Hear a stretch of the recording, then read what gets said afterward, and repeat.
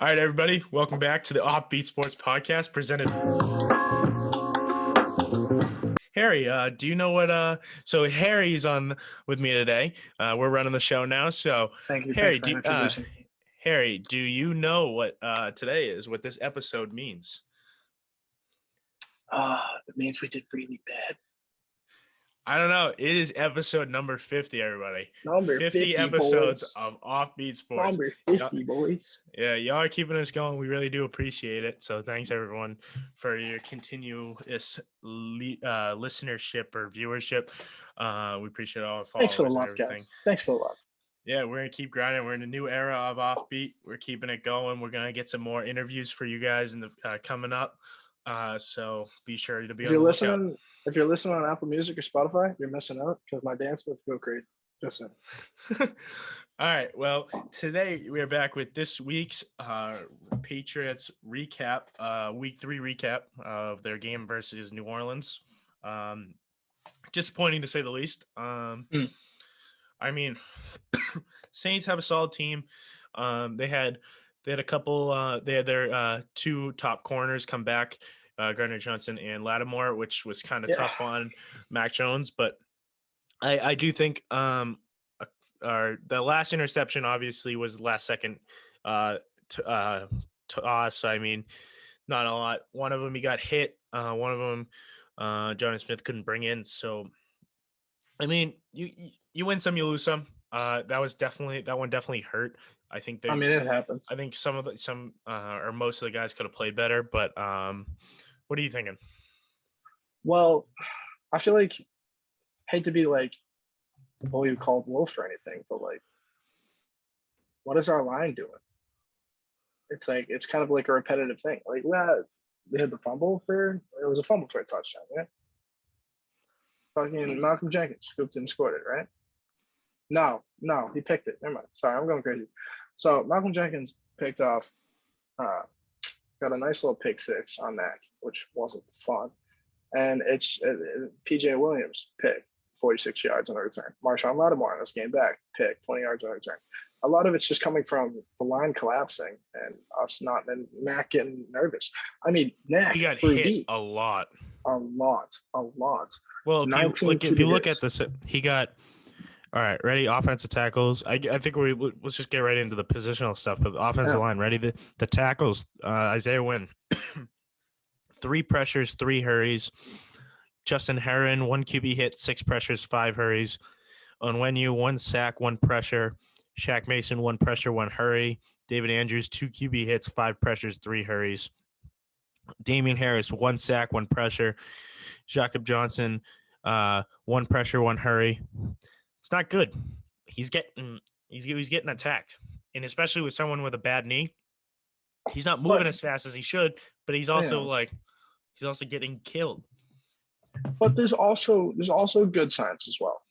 I mean, we saw Jacoby Myers catch 9 for 94 on 14 targets. So that's a clear front runner for who's the favorite in the team right now. Nelson Aguilar couldn't pull anything. 8 targets, 2 receptions. I feel like a lot of them weren't necessarily his fault. I just felt like him and Mac aren't on the same page yet. A lot of their deep balls, they just seem the throws were a little bit off. Kendrick Bourne, though, we saw a bunch more from Kendrick Bourne. Yeah, a bunch more. That was good. Yards. That's what we talked about last week. We wanted to see more Bourne. We saw more of it. Wanted to see more Hunter Henry. We saw more of it. Hunter Henry. See, it's kind of like a spinning carousel. Last week we saw John. We wanted more tight ends. This week we're seeing Hunter Henry. 5 receptions, 36 yards on 6 targets. Not bad. They're all short passes. I mean, his longest was 9, but you know what? At least he's getting used. You know what I mean? It just makes me happier to see that they're actually producing. It's not like Jonnu Smith wasn't there. He got 6 targets, but he could only pull in 1. Catch the ball. Yeah, he can only pull in 1, but he had a really, really tough game. Yeah, everybody has bad games every now and then, but it's just like that, and it's just the pressure of playing against the New Orleans Saints defense because they're kind of nuts. But I mean, if you try and look on the bright side of things, you see it's the receivers. I mean, we see the receivers like actually pulling up and doing things. The rushing was atrocious. Yeah, I would say the whole wide receiver stuff. They played fairly well, but the running backs non-existent. James White got hurt. That was Absolutely gone. tough. That's gonna hurt for the Scary season. too. JJ Taylor got to step up, former guest, but Damian Hey, 2 Harris. receptions, 3 yards. Hold on. Bolden was in at the end of the game. Well, Damian Harris had 6 carries total with less yards than Mac Jones. Mac Jones had 6 carries in more yardage than Damian Harris. That is 14 yards. ridiculous. And that's not to talk about his 2 receptions for -3 yards. I don't understand. Now, don't fall off the Damian Harris train. Obviously, he's a good running back. I'm still proud. I'm still happy we have him. But that's an unacceptable performance. Like you can't be a starter and putting up numbers like that. I mean, Mac himself did not do good at all. So there was a lot of bad in this game. I will say that much. Mac showed more confidence. Mac's gonna have tough games. He's a rookie. He can have a couple tough games. I don't think anyone should panic. No. They opened like we called last week. They opened up the playbook a little bit, let him throw downfield a little bit, and a couple picks happened. Didn't work out. But sometimes it happens. He's gonna get his timing down. It's all gonna get resolved. I hope. You can't get better if you don't do bad first. You learn from your losses. If he doesn't learn from the loss, that's when we should start worrying. Now, another thing that I think was pretty spot on from last week is I said we needed to figure out a way to stop the rush, because we're doing all right on the pass defense. I mean, as you can see, James Winston only threw for 2 touchdowns on 128 yards. It wasn't great. He averaged 6.1. He only threw 13 for 21, and his 2 touchdowns were both red zones, right? Yeah, it's both red zone targets. I mean, Callaway had a 1-yard touchdown. He went 4 for 41. And we had Kamara go 3 for 29 with a touchdown, and Kamara did nice on the ball. But where I was worried on the side of things was we're letting up too many easy runs. You know what I mean? I mean, we held Kamara. He did 24 for 89, which is good Kamara numbers playing against them. But it's the easy. Yeah, I'll take 89 yards. 89 yards from arguably top 3 running back in the league. It's the blast powers and dives for like 3 or 4 yards, 4+ yards that we just can't let happen, and it's happening every single time. Yeah, and I want to highlight. I think the secondary did okay. I don't think they did great. Yeah. When targeted, J.C. Jackson or Jameis Winston was 3 for 3 targeting J.C. Jackson for 34 yards, which isn't horrendous. But like in comparison, Jalen Mills when targeted 3 times, only let up 1 catch, 12 yards. But yeah, going back, Judon, great game. Still balling out. I mean, 2.5 sacks. He's getting there. 3 QB hits. He's getting there. I'm loving what I'm seeing from Matt Judon. I really am. And I think, and I think Jawan Bentley's getting there. Winovich is getting there. I think honestly, I liked our front whatever defensively. I think they did really well. I mean, it's just the easy things they got to give up. I mean, the pass rush. They let up 28 points. They let up 28 points. Which when your quarterback throws 2 picks, I mean, it's not horrendous. I mean, they let up. They should have let up more. No, they let up 21 because they had a pick 6 from Malcolm Jenkins. Oh, can't forget about that. Yeah, but they held them to 21. But I guess it evens out because 2 missed field goals. Yeah, I mean, they held them to 21. It was good. I love to see the pass rush. That's the one. That's honestly my biggest takeaway from this game is the pass rush. Our pass rush looks really good. Just crowding the backfield and just putting pressure, it changes the whole game for the quarterback. We also need to look at we should have taken advantage. Jameis Winston had a few wild throws. Our secondary needs to get on those. Our secondary needs to get on those and take advantage of when he's just tossing them without looking. Like that insane touchdown throw he threw in the where he's getting hit. They really really, really should have been on that. Yeah. The fact that the guy was able to bring that in was ridiculous. See, playing against a quarterback like Jameis Winston, you have to know he's gonna do some just like crazy stuff sometimes. I mean, it's Jameis Winston. Yeah, he threw 50 touchdowns in the season, but he also threw 40 interceptions because of the crazy throws he was throwing. Jameis Winston likes his stupid shit. He's gonna keep doing his stupid shit because it works for him sometimes, like we saw on Sunday's game. Yeah. We kind of went over that game. Now we're on to Tampa Bay. You got to really focus for this one. What's you don't want to get what's blown out. what's your insights for the offense against Tampa Bay's stacked defense? So, by no means do I want to say we're going to win this game. Do I think we could? Yeah, I think we could surprise some people, but I think anything could happen. We should be on that. This game, the entire team should be fired up. If you're not, then you got to get the hell out of New England. You can't. This is a game where everyone needs to be on their game. Nobody can be lacking. That being said, against their defense, offensively, honestly, I would go back to more conservative playbook. But like you also got to get the offense moving a little bit. So I wouldn't go. Their secondary is hurting. You know what? You can open it up a little bit, but you can't be hitting Mac Jones. Like Mac Jones can't be that pressured. He has to be able to get the ball out. And that's really the key. Their secondary is like depleted. They need an attack. And honestly, like go to a conservative playbook, but maybe give him a few throws where he can like open up the field a bit. Look to Kendrick Bourne, like absolutely hit Aguilar downfield, but like use Aguilar on the outside streaks. Use Aguilar on the outside streaks where he can get around the man, which he's known for doing. His little speedy outside cuts. And you know what? I honestly disagree. I disagree with you.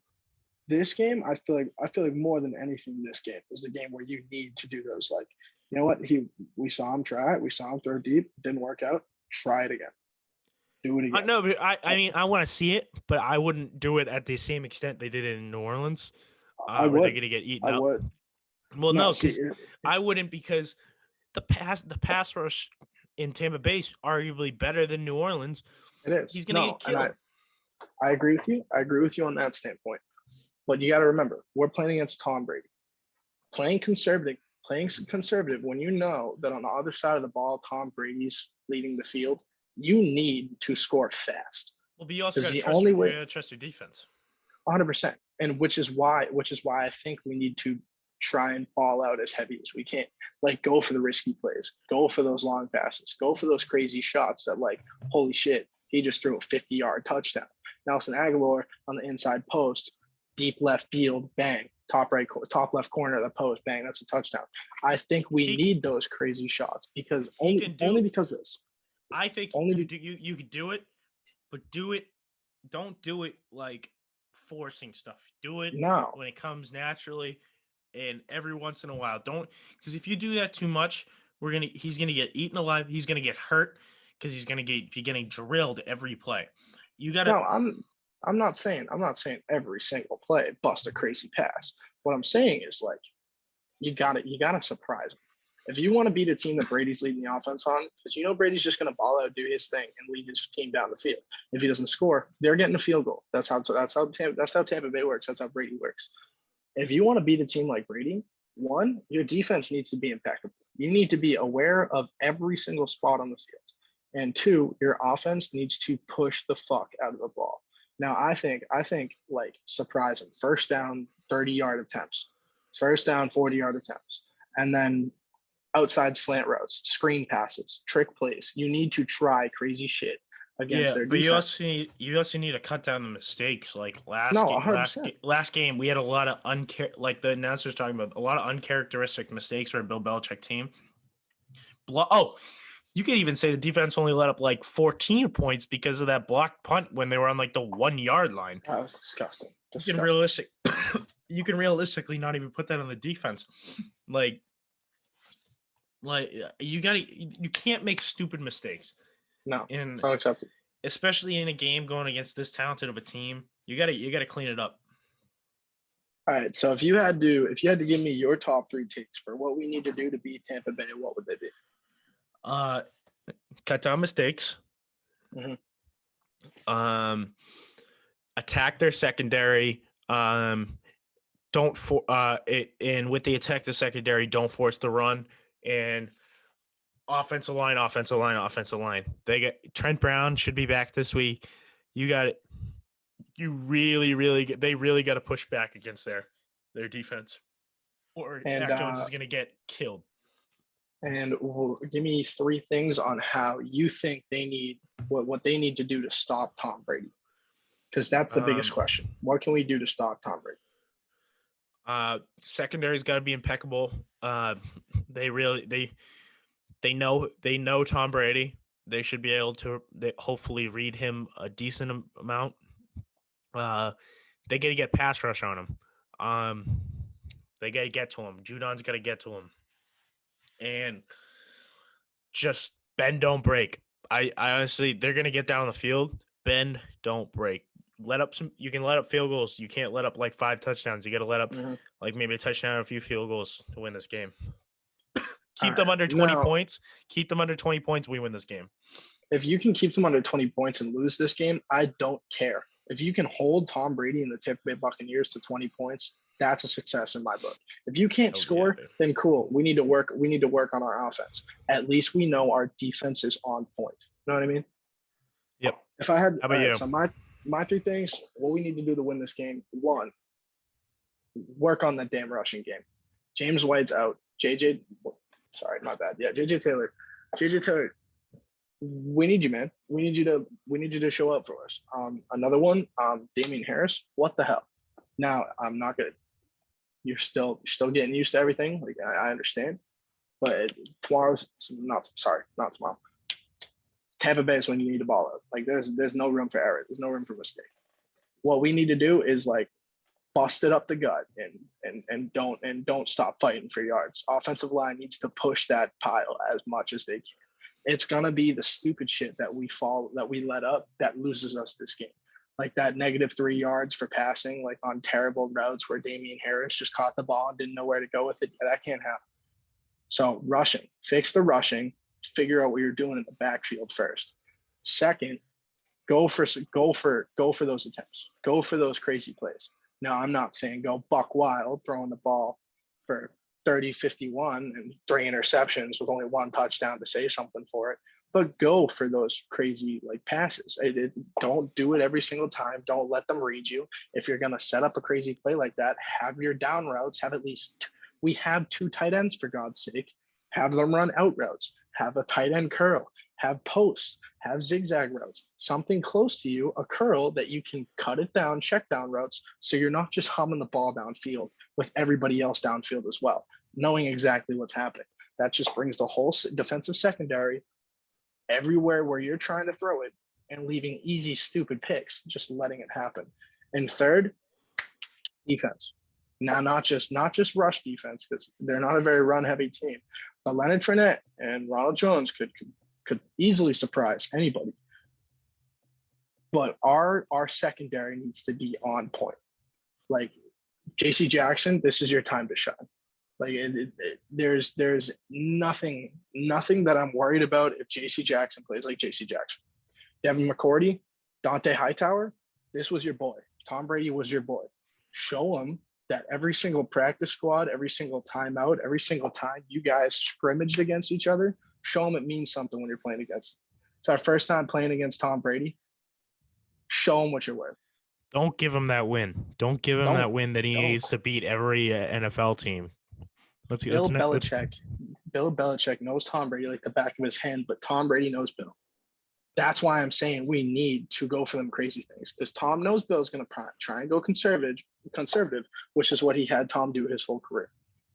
If we can A, fix the running, B, go for some deep plays, but not too crazy. Have your check down routes, and C, get the secondary on lockdown, and study film over last year and this year all week, I think we can beat Brady. All right. Well, that's all I got for this week's Patriots recap. We'll see. We'll see what happens this weekend. Hopefully next week when we come back to talk to y'all, it's in very, very, very good moods. So that wraps up the 50th episode of OffBeat Sports. Thank y'all for sticking with us. We really do appreciate it.